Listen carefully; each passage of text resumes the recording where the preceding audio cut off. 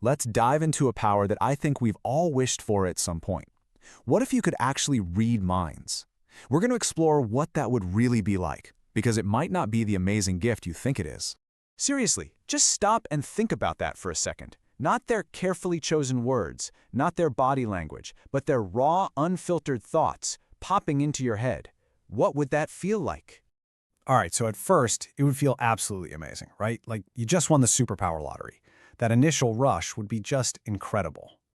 Suddenly, the whole world just opens up to you. All the confusion of social situations, all the guesswork, poof, it's gone. You feel like you've been handed the ultimate cheat code to life.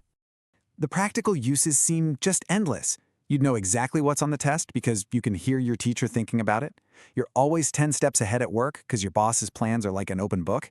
And you finally know what your friends really think. No more guessing games. And this is the logical conclusion, isn't it?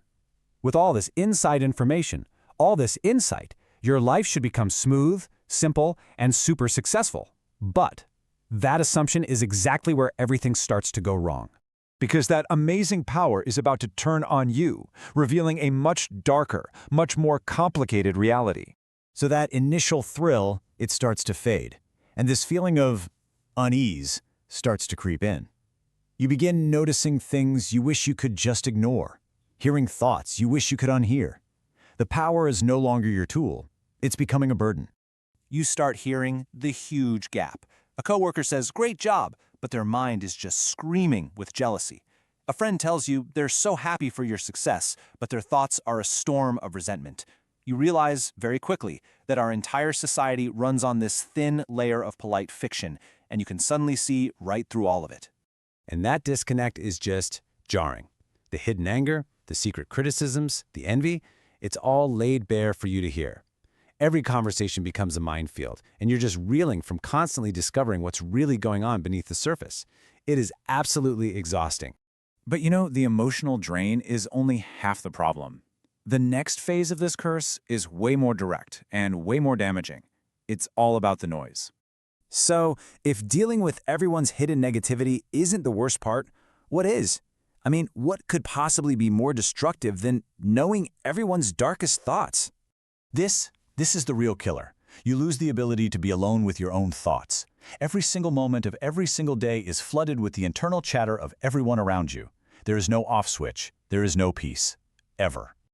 Just try to imagine walking through a crowded city or even just sitting in a busy office. It's not one voice or 10, it's thousands, a chaotic flood of consciousness pouring directly into your brain without any filter. Grocery lists, anxious worries, snippets of songs stuck in people's heads, angry rants, daydreams, all of it, all at once, all the time. It is a constant, inescapable mental racket. And the path from there is pretty much inevitable. The relentless noise makes it impossible to focus on anything. You can't think your own thoughts. You can't rest. This leads to crippling stress. And from there, a complete mental breakdown isn't just a possibility, it's a certainty. So, after living through this absolute nightmare, we arrive at the final, unavoidable conclusion about this so-called superpower. The power that once seemed like the greatest gift ever teaches you a really profound and really difficult lesson about being human. The whole definition just flips on its head. It's not a gift of insight. No, it's a curse of overexposure. It's not about gaining knowledge. It's about losing your sanity. And this is the ultimate takeaway. You see, those little white lies, the polite things left unsaid, they aren't just deceptions. They're actually the social lubricant that allows us all to function together. Sometimes, the surface level is exactly where we're meant to be. So, we're left with one final question to think about. Are there some truths about the world, about each other, that we're just not built to handle? Is ignorance sometimes truly bliss? What do you think?